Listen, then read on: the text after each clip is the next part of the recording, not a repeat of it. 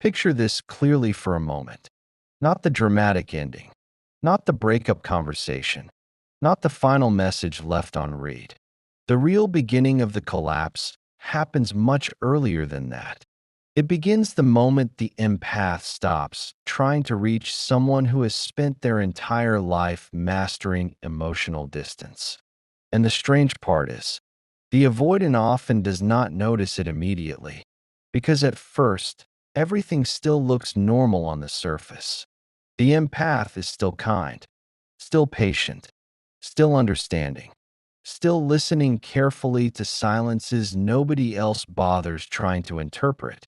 But internally, something has started changing. Quietly, slowly, almost invisibly. Because eventually, even the deepest compassion reaches a threshold where it can no longer survive without reciprocity. And that is the part people misunderstand about these dynamics. The avoidant believes the relationship is destabilized by conflict. But most of the time, the relationship was already collapsing long before the conflict ever appeared. It collapsed the moment one person began carrying the emotional weight of two nervous systems alone. That is what exhausts the empath. Not loving deeply. Super empaths actually thrive in emotional depth. They thrive in understanding complexity. They are naturally drawn toward nuance, contradiction, hidden pain, emotional layers other people overlook. What destroys them is not depth. It is one-sided emotional labor. It is constantly trying to maintain closeness with someone who experiences closeness itself as danger. And in the beginning, the empath rarely sees the danger clearly because what they feel first is connection. Not ordinary connection either. Something intense. Something emotionally charged. Something that feels strangely meaningful almost immediately. Because avoidants often create very powerful emotional experiences early on without realizing they are doing it. Not through manipulation necessarily, but through inconsistency mixed with vulnerability. One moment they feel deeply present, warm, attentive, open in ways that feel surprisingly intimate. Then suddenly they disappear emotionally. And what this creates inside the empath is emotional confusion wrapped around emotional depth, which becomes incredibly difficult to let go of. Because the empath does not focus on the inconsistency first. They focus on the moments that felt real, the late night vulnerability, the emotional honesty hidden beneath the guardedness, the brief moments where the avoidant lowered the walls enough to reveal the person underneath them. And once the empath sees that hidden person, they attach to the possibility of who the avoidant could become if they ever stopped being afraid. That is the beginning of the trap, not love itself. Potential. Because empaths do not merely love behavior, they love emotional truth beneath behavior. They see fear underneath distance, pain underneath withdrawal, longing underneath emotional numbness.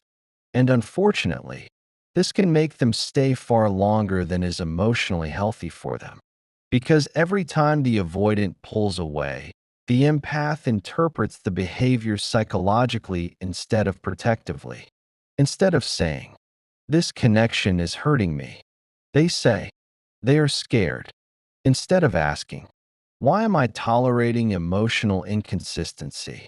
they ask, "What happened to them emotionally that made closeness feel unsafe?" Now, to be clear, this level of empathy is not weakness. That is important to understand. The empath's ability to see beneath behavior is actually a profound emotional intelligence. The problem is not their understanding. The problem is what they sacrifice in order to maintain that understanding indefinitely. Because slowly, without noticing it, the empath begins organizing themselves around the avoidance nervous system. They start monitoring emotional shifts constantly. They notice changes in tone, response times, energy fluctuations, micro-withdrawals, subtle distancing behaviors nobody else would even recognize. And over time, they begin adapting themselves accordingly, speaking more carefully, needing less, asking for less reassurance, suppressing emotional reactions, trying not to create pressure, trying not to trigger withdrawal. And what makes this so psychologically dangerous is that it often looks like emotional maturity from the outside. The empath tells themselves they are being patient, grounded, understanding, secure. But internally, their nervous system is becoming hypervigilant. Because when connection becomes unpredictable, the mind starts scanning constantly for signs of safety. That is not peace. That is survival. And eventually, the empath begins feeling exhausted in ways they cannot fully explain.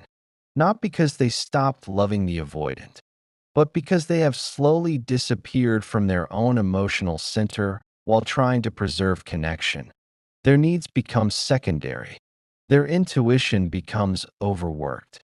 Their emotional reality becomes minimized. And perhaps the saddest part is, the avoidant often does not fully see this happening. Not because they are cruel, but because avoidance is fundamentally self-protective. Avoidants are often so focused on regulating their own discomfort around intimacy that they fail to recognize how much emotional adaptation the other person is constantly performing to keep the relationship functioning. They see the empath as patience, but not the exhaustion underneath it. They see the understanding, but not the self-abandonment quietly growing beneath it. And the empath keeps hoping the next moment of vulnerability will finally stabilize everything. Because there are moments that feel incredibly real. That is what makes these relationships so difficult to leave. The avoidant opens up unexpectedly, expresses emotion in flashes, shows tenderness after distance, returns after withdrawal with sincerity that feels genuine. And for a moment, the empath feels emotionally rewarded for all their patience. They think, maybe now we are finally getting somewhere. But the problem is this: moments are not patterns. And eventually the empath begins realizing something painful. The relationship only feels emotionally safe during temporary openings. The rest of the time, they are surviving instability while waiting for closeness to return. That realization changes everything once it fully lands. Because hope begins transforming into awareness. And awareness is dangerous to unhealthy dynamics, especially dynamics built around emotional imbalance. At first, the empath still tries to repair things. They communicate more carefully, offer more understanding, become even more emotionally available. But eventually they reach a devastating internal truth. You cannot heal a relationship alone with enough empathy. No amount of patience can create emotional availability inside someone who is still afraid of emotional exposure itself. And this is where the avoidant begins feeling something unfamiliar. Not pressure, not pursuit, not emotional intensity. Distance, real distance. Because the empath is no longer reaching in the same way emotionally. And the avoidant senses it before they consciously understand it. The energy changes first. The empath stops over-explaining themselves, stops chasing reassurance, stops trying to force conversations after withdrawal, stops carrying the emotional momentum of the entire relationship alone. And strangely, this is often the moment the avoidant becomes more emotionally activated than ever before. Because for the first time, they are no longer reacting to emotional pursuit. They are reacting to emotional absence. Real absence. Not game playing. Not manipulation. Not silent treatment. But the quiet emotional withdrawal of someone who is beginning to accept reality. And reality is terrifying once it can no longer be softened by hope. Because the empath begins recognizing something that changes the entire dynamic permanently. Understanding someone's wounds does not obligate you to remain wounded by them forever. That realization is where the transformation begins. The shift does not happen all at once. That is what makes it so difficult for the avoidant to recognize until it is already too late. The empath does not wake up one morning suddenly detached. It happens gradually, quietly, through accumulation, one disappointment at a time, one emotional withdrawal at a time, one unresolved conversation at a time, until eventually the empath reaches a point where they are no longer reacting to isolated moments. They are finally seeing the entire pattern. And once someone begins seeing patterns instead of moments, the emotional spell starts breaking. Because the relationship no longer feels emotionally confusing, it becomes emotionally predictable. The empath starts noticing that every period of closeness is eventually followed by distance. Every vulnerable moment is followed by emotional retreat. Every increase in intimacy activates withdrawal instead of stability. And perhaps most painfully, they begin realizing they are structuring their entire emotional world around temporary access to someone who cannot consistently remain emotionally present. That realization changes the nervous system because hope can keep a person emotionally attached for years. But clarity creates separation. And clarity often arrives slowly in avoidant dynamics because the connection itself contains enough genuine emotion to keep the empath questioning their own instincts. That part matters deeply. The avoidant is usually not pretending. Their feelings during moments of closeness are often very real. Their affection is real. Their longing is real. Their vulnerability is real. But emotional truth in moments is not the same thing as emotional capacity over time.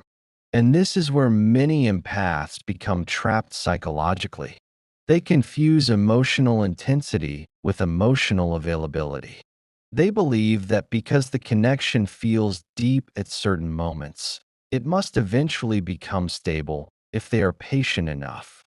But depth alone does not sustain relationships. Consistency does. And eventually, the empath begins confronting a devastating internal question. How long am I supposed to survive on moments? Because the relationship starts feeling emotionally cyclical instead of emotionally progressive. Nothing truly resolves. The same wounds reopen repeatedly. The same fears return repeatedly. The same distance appears repeatedly. The empath begins feeling like they are constantly rebuilding emotional safety from scratch every time intimacy disappears again. And that creates a very specific type of exhaustion. Not explosive exhaustion, quiet exhaustion. The kind that slowly empties someone emotionally while they continue functioning normally on the outside. They still answer messages kindly, still try to understand, still explain things calmly, still offer emotional patience. But internally, something has started shutting down. Because the nervous system can only tolerate prolonged emotional instability for so long before self-protection begins replacing hope. And ironically, this is usually the phase where the avoidant feels safest, because the empath has stopped protesting the distance, stopped confronting inconsistencies as strongly, stopped asking difficult emotional questions, stopped pushing for clarity. From the avoidance perspective, things feel calmer, less emotionally demanding, less pressured, less intense. But what they often fail to realize is this: the calmness is no longer coming from security. It is coming from emotional resignation. The empath is beginning to detach, not dramatically, not maliciously, but biologically. Their nervous system is slowly accepting that consistency is not coming. And once that acceptance begins, emotional investment starts changing shape. The empath no longer reaches toward the avoidant with the same openness. They become quieter emotionally, not because they stopped caring, but because caring no longer feels safe enough to express fully. And this creates one of the strangest reversals in avoidant dynamics. The moment the empath stops emotionally chasing the connection, the avoidant often starts feeling the connection more intensely than ever before.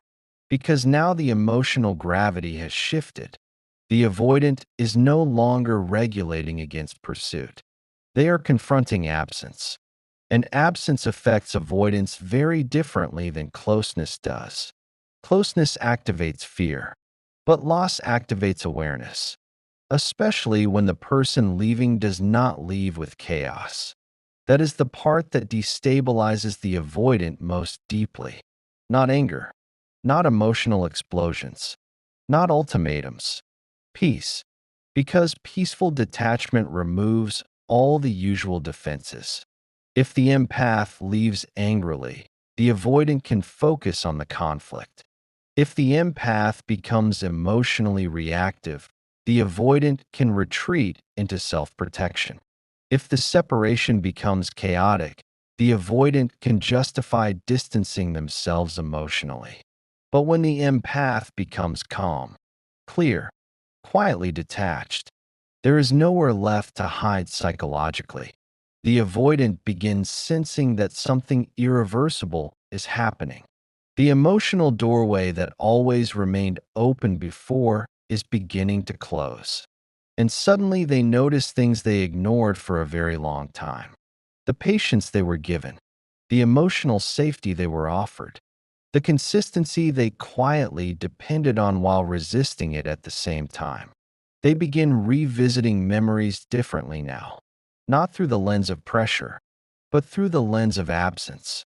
And absence has a brutal way of clarifying emotional truth. Because when someone is constantly emotionally available, the avoidant nervous system often focuses more on the fear of engulfment than the value of the connection itself. But once that availability disappears, the emotional system reorganizes. Now the avoidant is no longer trying to escape closeness. They are trying to understand loss. And those are two completely different psychological states. Suddenly, the small things become emotionally loud. The empath's warmth, their emotional attentiveness, the way they tried to understand instead of punish, the way they remained patient during withdrawal, the emotional softness they brought into the relationship repeatedly. Things the avoidant once experienced as overwhelming begin feeling irreplaceable in hindsight. And this creates internal conflict the avoidant cannot easily regulate anymore. Because now they must face a terrifying realization. The empath did not leave because they stopped loving them. They left because loving them started requiring self-erasure. That realization cuts deeply into the avoidant's internal identity structure. Because avoidants often unconsciously believe emotional distance protects relationships from collapse. But now they are being confronted with the opposite truth. The distance itself became the collapse. And for perhaps the first time, the avoidant begins recognizing the emotional consequences of remaining perpetually guarded. Not intellectually, emotionally. They start understanding that emotional safety is not an infinite resource someone will continue offering forever, regardless of how inconsistently they are treated. And this is usually where grief finally begins entering the avoidance system fully. Not necessarily visible grief. Avoidants often process grief internally and privately. But internally, something becomes very unstable. Because the person who once absorbed their inconsistency with endless understanding is no longer emotionally available in the same way. The empath has stopped waiting emotionally, and that changes the entire architecture of the connection. The avoidant suddenly feels something unfamiliar. Consequences, not punishment. Consequences. The natural emotional consequence of repeatedly choosing self protection over emotional participation. And what makes this so psychologically painful is that many avoidants genuinely love the empath in the only way they knew how. But love without emotional consistency eventually creates suffering for both people. The empath suffers while staying.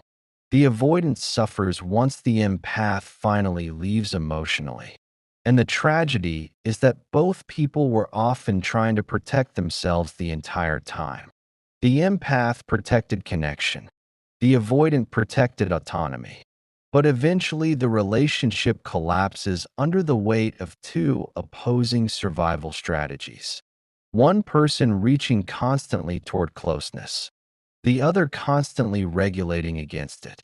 Until finally, the empath becomes too exhausted to keep abandoning themselves in order to maintain the bond. And that is the moment everything begins changing permanently.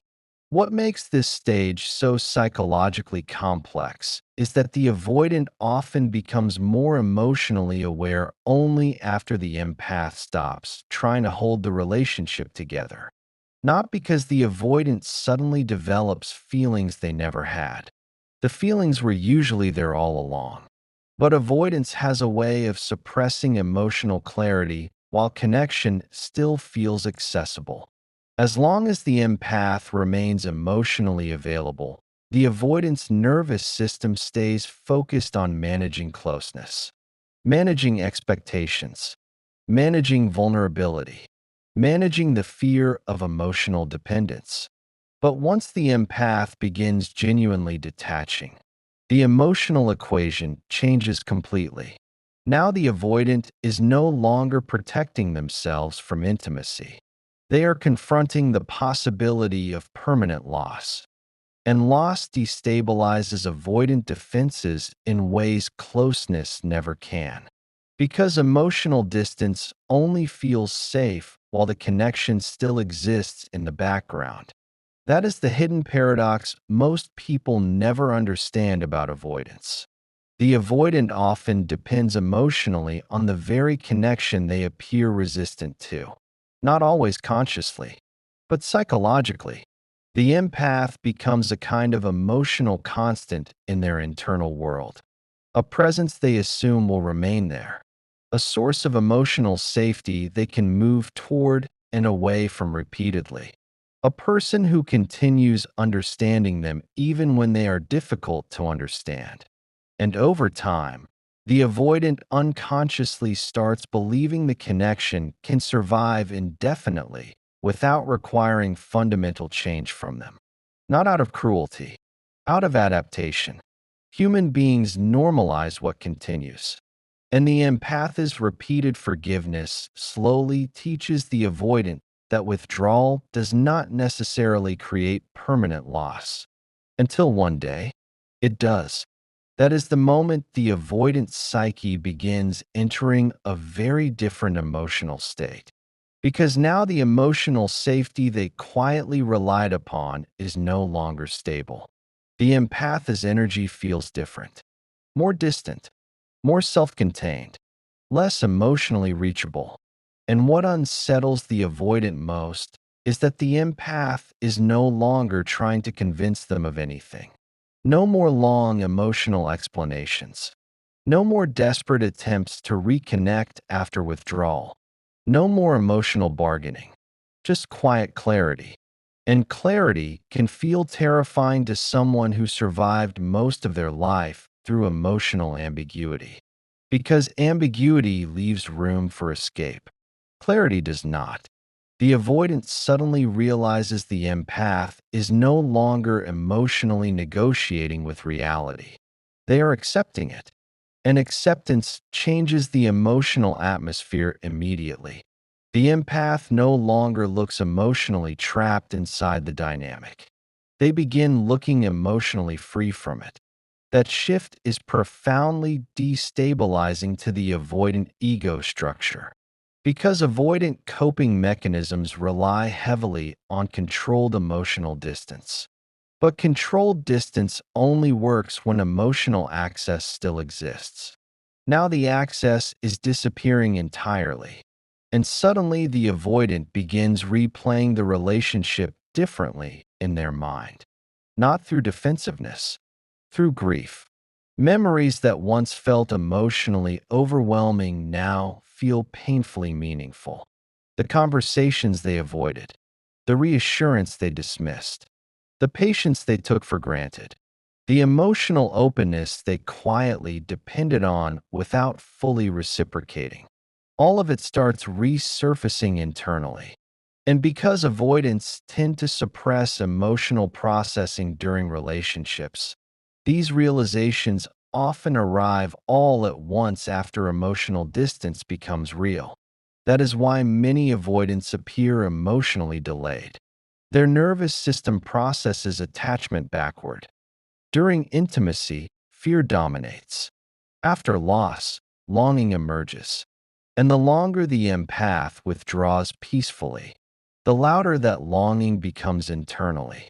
Because peaceful detachment removes emotional distraction, there is no chaos to focus on, no conflict to intellectualize, no dramatic rupture to justify emotional shutdown.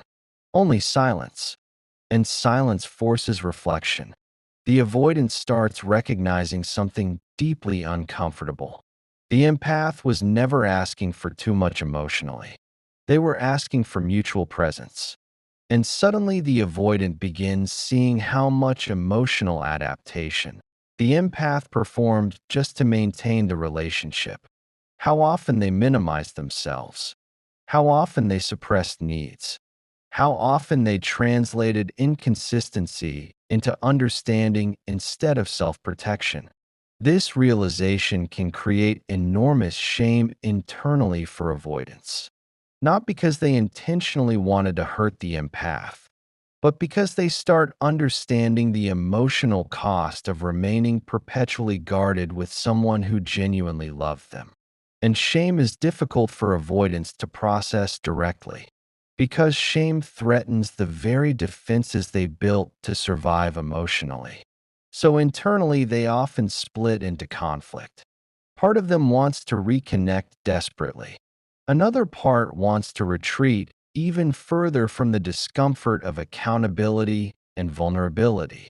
This is why avoidants sometimes reappear after long silences, acting strangely conflicted, warmer than before, but also guarded, more emotionally aware, but still frightened by emotional exposure.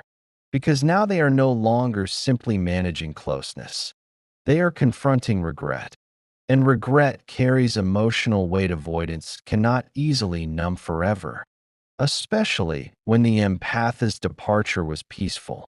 That part matters more than people realize. When someone leaves with rage, the avoidant can frame the relationship as emotionally chaotic. But when someone leaves with love and self-respect simultaneously, the avoidant is forced to confront something much harder. The possibility that they lost someone emotionally safe because fear consistently overruled connection. And that realization lingers. Not for days, sometimes for years. Because emotionally safe love is actually very rare for avoidance. Many avoidants spend large parts of their lives surrounded by relationships that either overwhelm them, chase them, control them, emotionally engulf them, or abandon them completely. But the empath often represented something very different. A person who tried to understand instead of punish. A person who remained emotionally open without immediately condemning their defenses. A person who saw beneath the avoidance repeatedly, trying to reach the wounded human underneath it. That kind of connection leaves deep emotional fingerprints, even when the avoidant could not fully receive it at the time. And eventually, the avoidant begins understanding something painful about themselves. They were not afraid of the empath themselves. They were afraid of what genuine intimacy required from them psychologically: presence, consistency, emotional exposure, mutual dependence, sustained vulnerability, things their nervous system still associated with danger. And now the avoidant faces the hardest realization of all. The empath did not stop loving them. The empath simply stopped abandoning themselves in order to continue loving them. That distinction changes everything internally. Because now the avoidant can no longer tell themselves the relationship ended because the empath failed to understand them. The empath understood them deeply, perhaps more deeply than anyone else ever had, and still left, not out of cruelty, out of survival. And once that truth fully lands, the avoidant often begins confronting themselves in ways they avoided for years. The emotional walls, the distancing, the self-protection disguised as independence, the fear of being fully known, the inability to remain emotionally present once love became real. Some avoidants finally begin healing at this point, not because the empath saved them, but because losing the empath forced self-awareness they could no longer escape from. Others retreat even deeper into avoidance, repeating the same cycles with new people while secretly carrying unresolved grief from the one connection that genuinely reached them emotionally. But either way, the empath's peaceful detachment permanently changes them. Because certain people do not merely leave relationships, they leave revelations behind. And this is the part nobody talks about honestly enough. The empath's final transformation is not becoming colder. It is becoming clearer. Because after enough emotional exhaustion, enough confusion, enough cycles of hope followed by withdrawal, something inside them finally changes permanently. They stop confusing love with endurance. That shift is life-altering. Because for a very long time, the empath believed their ability to stay was proof of the depth of their love. The more they understood, the more they tolerated, the more compassion they felt, the more they minimized their own pain. And slowly, without realizing it, they began measuring love through self-sacrifice. How much can I endure? How patient can I remain? How deeply can I understand someone who cannot fully meet me emotionally? But eventually, the nervous system reaches a limit where survival becomes louder than attachment. And that is when the empath finally understands something that changes their entire life moving forward. Love should not require self-erasure to survive. That realization does not arrive dramatically. It arrives quietly, usually during an ordinary moment, a silence that no longer shocks them, a withdrawal they no longer chase, a conversation where they suddenly hear themselves explaining their pain for the 100th time and realize nothing is fundamentally changing. And in that moment, clarity replaces fantasy.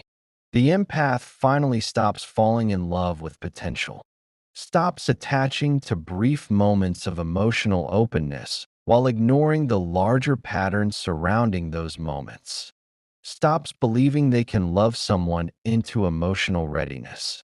And perhaps most importantly, they stop abandoning themselves in order to preserve connection.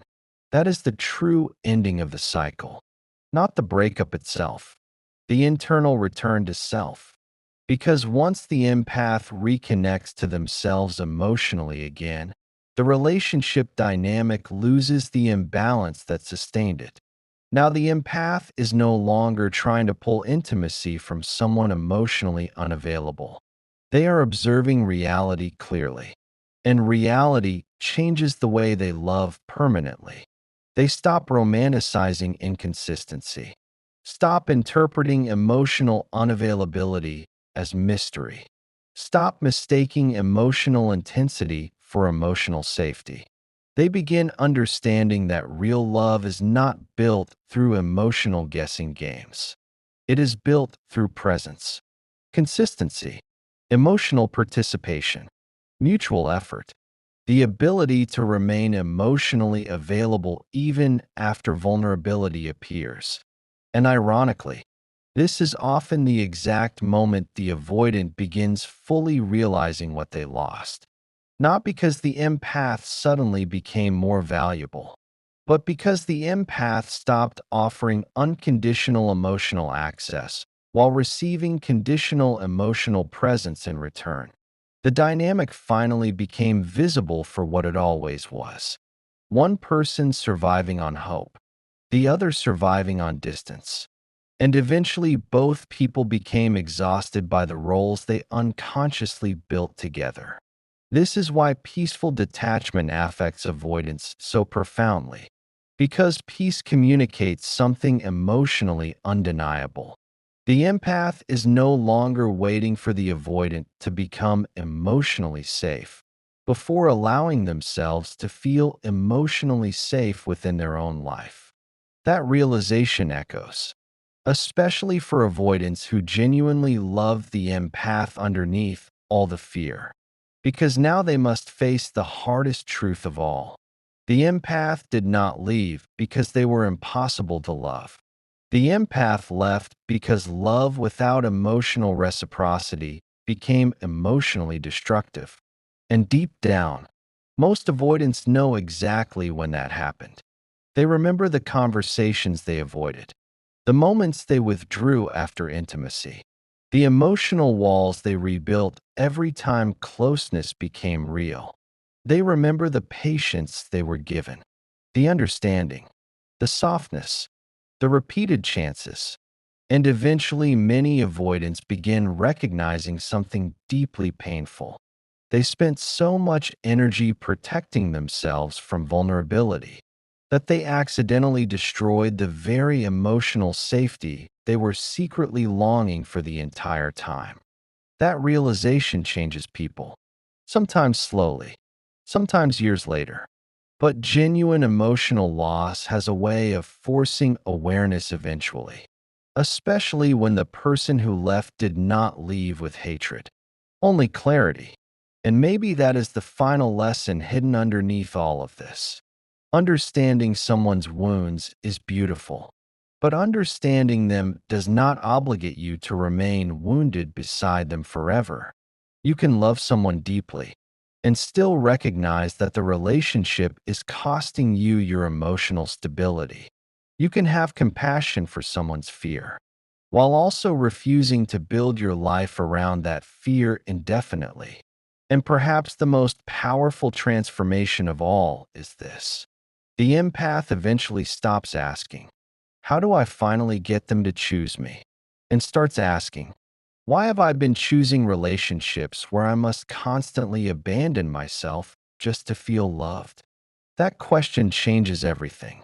Because once someone begins valuing emotional safety as much as emotional chemistry, their entire relational world starts shifting.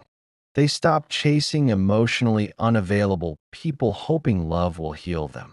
They stop mistaking inconsistency for depth. They stop building emotional homes inside temporary moments of closeness. Instead, they begin choosing relationships where mutual presence already exists, where communication is not terrifying, where vulnerability is not punished, where affection does not disappear every time intimacy becomes real, where love feels grounding instead of emotionally destabilizing. And for many empaths, that becomes the moment they finally reclaim themselves completely, not through bitterness, through awareness. Because the truth is, real love was never supposed to feel like surviving emotional starvation while hoping someone eventually becomes ready to feed you consistently. Real love should not require constant recovery from confusion. It should feel emotionally safe enough for both people to remain fully present inside it. And if someone cannot meet you there, you are allowed to stop shrinking yourself to maintain the connection. You are allowed to choose peace over potential. And sometimes, that quiet decision becomes the very thing that changes both lives forever. If this resonated with something you have lived through personally, write clarity in the comments. Not because healing happens overnight, but because the moment you stop romanticizing emotional instability is often the moment your entire life begins changing.